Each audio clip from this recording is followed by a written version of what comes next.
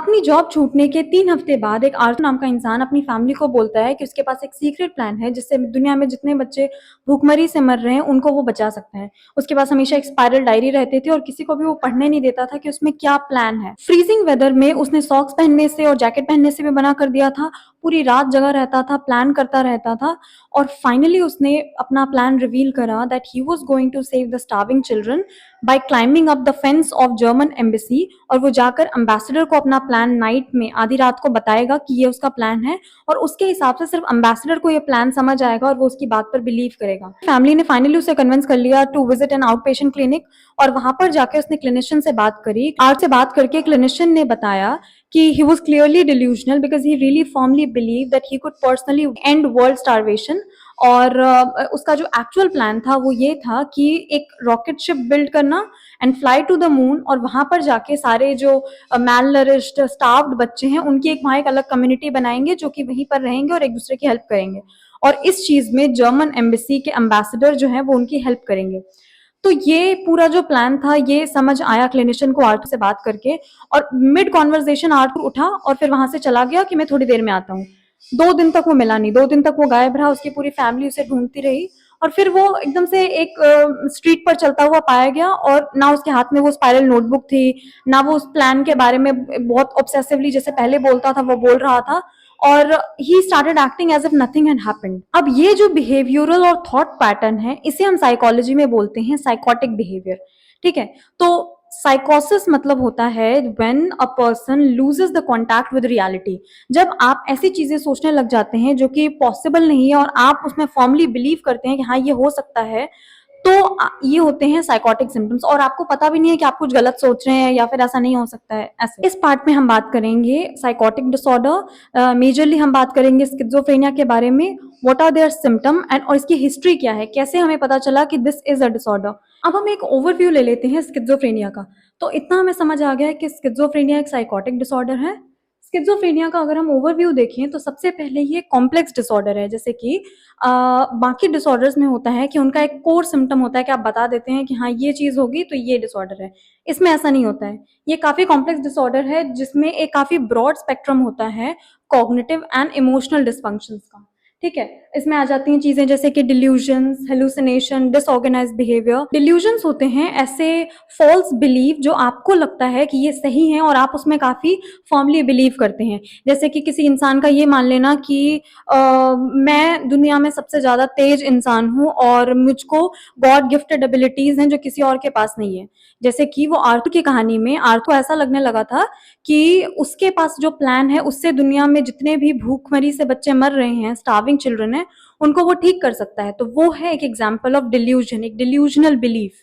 Delusions हो गए। Hallucinations होते हैं ऐसे सेंसरी एक्सपीरियंसेस बिना किसी एक्चुअल इनपुट के। जैसे कि सेंसरी एक्सपीरियंसेस में आ जाते हैं हमारे पांचों सेंसेस। ईयर, तो कुछ ऐसी चीजें सुनना जो असल में बाहर कोई आवाज नहीं हो रही है मगर फिर भी आपको आवाज आ रही है, तो वो हो गया एक एग्जाम्पल ऑफ हेलुसिनेशन। फिर है डिसऑर्गेनाइज्ड बिहेवियर। डिसऑर्गेनाइज्ड बिहेवियर मतलब कि कुछ भी इरेटिक बिहेवियर, जैसे कि ठंड में बिल्कुल स्लीवलेस कपड़े पहनना या फिर बहुत गर्मी हो रही है और उसके बाद बहुत मोटा कंबल ओढ़ के बैठ जाना, ये होते हैं एग्जाम्पल ऑफ डिसऑर्गेनाइज्ड बिहेवियर। हम देखते हैं कि स्किज़ोफ्रेनिया एक ऐसा डिसऑर्डर है जो कि डिसरप्ट कर देता है almost every aspect of daily functioning.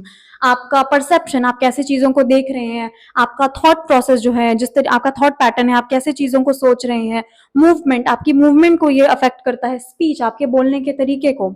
Although इसका जो प्रेवलेंस है वो काफी कम है, ये अफेक्ट करता है अप्रोक्सीमेटली 100 में से किसी एक को, तो मतलब अराउंड 0.2% जो है वो इसका प्रेवलेंस है। But still it is very difficult to live with schizophrenia. जो कंप्लीट रिकवरी जो है वो स्किज़ोफ्रेनिया की काफी रेयर है, तो कंप्लीटली हम क्योर नहीं कर सकते हैं। Plus people are more likely to be stigmatized. Movies में स्किज़ोफ्रेनिक पेशेंट्स को बहुत ऐसे वायलेंट दिखाते हैं कि दे आर वेरी डेंजरस, है ना। तो ये है एक ओवरव्यू। स्किज़ोफ्रेनिया जो है उसके ये सिम्टम्स होते हैं, कितना मुश्किल होता है उसके साथ जीना, प्रेवलेंस कम है, रिकवरी बिल्कुल रेयर है और ज्यादा वो स्टिग्मेटाइज होते हैं। अब हम इसका एक एक एस्पेक्ट जो है उसको डीप डाइव करते हैं कि क्या होता है, कैसे कैसे होता है। सबसे पहले हम हिस्ट्री समझते हैं कि कैसे हमें पता चला कि स्किज़ोफ्रेनिया नाम का एक डिसऑर्डर होता भी है और कौन कौन से अर्ली फिगर्स थे इन डायग्नोजिंग स्किज़ोफ्रेनिया। सबसे पहले थे जॉन हैस्लम। 1809 में वो एक ब्रिटिश सुपरिटेंडेंट थे एक ब्रिटिश हॉस्पिटल में, और उन्होंने एक किताब लिखी थी ऑब्जर्वेशंस ऑन मैडनेस एंड मेलांकोली, और उसमें वो बताते हैं कि एक फॉर्म ऑफ इंसैनिटी के उन्होंने क्या-क्या सिम्पटम्स नोट करे हैं। तो उसमें वो बात करते हैं अर्ली सिम्पटम के बारे में कि इसका जो ऑनसेट है वो ऑलमोस्ट इम्परसेप्टिबल है, it takes months to be noticed. इसके अलावा जो प्रीवियसली एन्जॉयड परसूट्स थे उसमें अब मज़ा नहीं आने लग जाता है, ब्लंटेड सेंसिबिलिटी हो जाती है, और अपने लव्ड वन, अपनी फैमिली की तरफ जो वार्मथ है वो कम होने लग जाता है। इसके अलावा प्रोग्रेसिवली डिटेरियोरेट होने लग जाती है कंडीशन, टाइम के साथ और ज़्यादा वर्स होने लग जाती है कंडीशन। इसके बाद दूसरे थे फिलिप पिनेल, इसी सेम टाइम पर लगभग 1809 पे ही, जिसमें वो इस स्किज़ोफ्रेनिया से रिलेटेड, मतलब इस फॉर्म ऑफ इंसैनिटी से रिलेटेड केसेस के बारे में लिख रहे थे। फिर बेनेडिक्ट मॉरल, जो कि एक फ्रेंच फिजिशियन थे, उन्होंने एक फ्रेंच टर्म कॉइन करा, डिमॉन्स प्रिकॉस, जो कि बाद में जिसे पॉपुलराइज करा था एमिल क्रैपलिन ने, जो है वो एक जर्मन साइकाइट्रिस्ट थे जिन्होंने अपना सारा काम बिल्ड करा था इनके काम पे, जॉन हैस्लम के, पिनेल के और मॉरल के काम पर। और इनके जो है वो दो मेजर कॉन्ट्रीब्यूशन रहे थे स्किज़ोफ्रेनिया के हिस्ट्री में।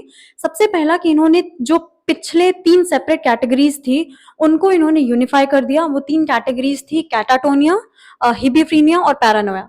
कैटाटोनिया होता है कि alternating immobility and excited agitation, मतलब कि एक बहुत डिफिकल्ट पोज में खड़े हो जाना, बहुत टाइम तक इमोबाइल रहना, और फिर ऑल्टरनेट करना विद बहुत ज्यादा एजिटेशन, बहुत ज्यादा रेस्टलेसनेस।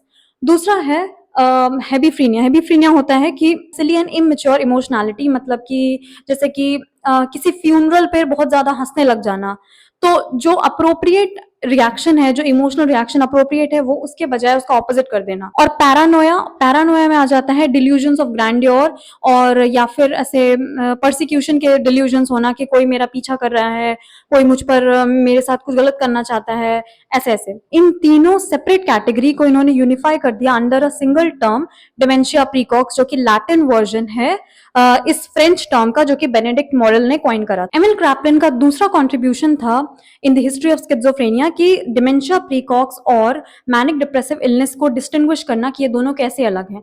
मैनिक डिप्रेसिव इलनेस को अभी हम बोलते हैं बाइपोलर डिसऑर्डर, तो कैसे स्किज़ोफ्रेनिया और बाइपोलर डिसऑर्डर दो अलग अलग डिसऑर्डर्स हैं। तो जो डिमेंशिया प्रीकॉक्स है उसमें अर्ली एज ऑफ ऑनसेट है plus poor outcome, while in the manic depressive illness ये मैंडेटरी या एसेंशियल नहीं है। इसके बाद यूजीन ब्लूलर, जो कि एक स्विस साइकाइट्रिस्ट थे, उन्होंने इंट्रोड्यूस करा टर्म, उन्होंने कॉइन करा टर्म स्किज़ोफ्रेनिया। स्किज़ोफ्रेनिया आता है ग्रीक वर्ड स्किजन प्लस फ्रेन। स्किजन मतलब होता है स्प्लिट, और फ्रेन मतलब माइंड। तो स्प्लिट माइंड मतलब कि स्प्लिटिंग ऑफ मेंटल फंक्शंस, जैसे कि अप्रोप्रिएट इमोशन जो है वो एक्सप्रेस नहीं कर पाना, ये सब, तो ये स्प्लिट हो गया, मिसमैच्ड इमोशंस हो गए, मिसमैच्ड बिहेवियर हो गए। यहाँ पर हमें इसे स्प्लिट पर्सनालिटी नहीं समझना है। स्प्लिट पर्सनालिटी जो है वो एक दूसरा डिसऑर्डर है, यहाँ पर स्प्लिट ऑफ माइंड के बारे में बात कर रहे हैं।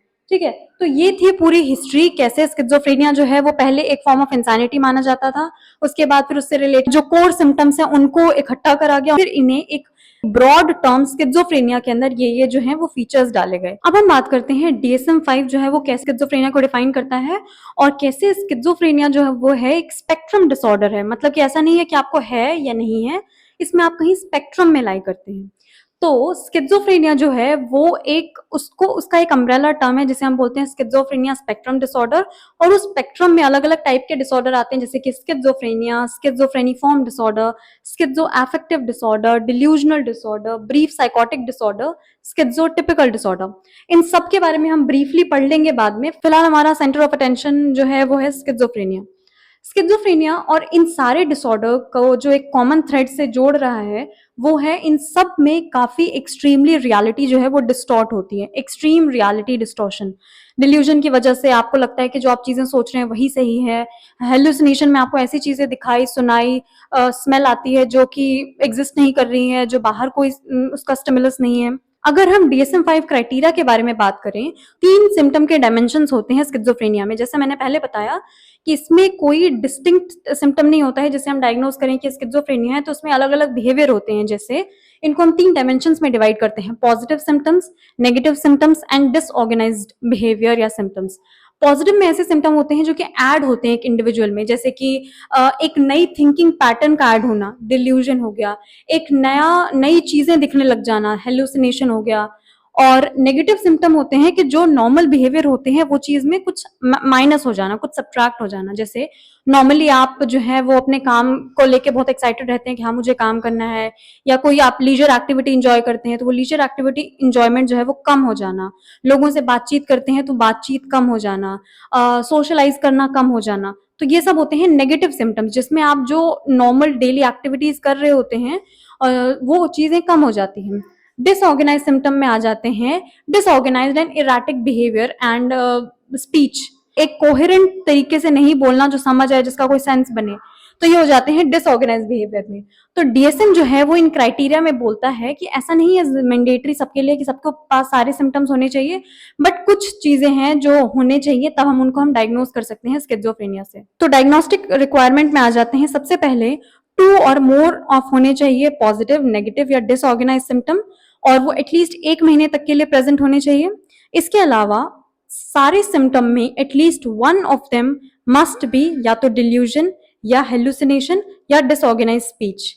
DSM-5 जो है वो इंक्लूड करता है डिमेंशनल सिवियरिटी रेटिंग ऑल्सो, जो कि एक 0 to 4 स्केल में होता है, जिसमें 0 है कि सिम्टम आपका प्रेजेंट नहीं है, 1 है कि अनश्योर है आप, इक्विवोकल, 2 है कि प्रेजेंट है बट माइल्ड सिम्टम है, देन मॉडरेट सिम्टम है एंड देन सिवियर सिम्टम है। तो इस पार्ट में हमने बात कर लिया कि स्किज़ोफ्रेनिया का ओवरव्यू क्या है, उसकी हिस्ट्री क्या रही थी, DSM-5 क्राइटेरियाज क्या होते हैं, और ब्रॉडली हम सिम्टम्स को कैसे 3 डायमेंशंस में डिवाइड करते हैं। इन सिम्टम्स के बारे में हम डिटेल में बात करेंगे नेक्स्ट वीडियो में। And if you want to dive deep in abnormal psychology, I have made a playlist named abnormal psychology 101। Okay, और जिस केस स्टडी के बारे में हमने वीडियो के स्टार्टिंग में बात करी थी आर्थर की, तो हम उसके बारे में समझेंगे कि एग्जैक्टली उसे कौन सा डिसऑर्डर था।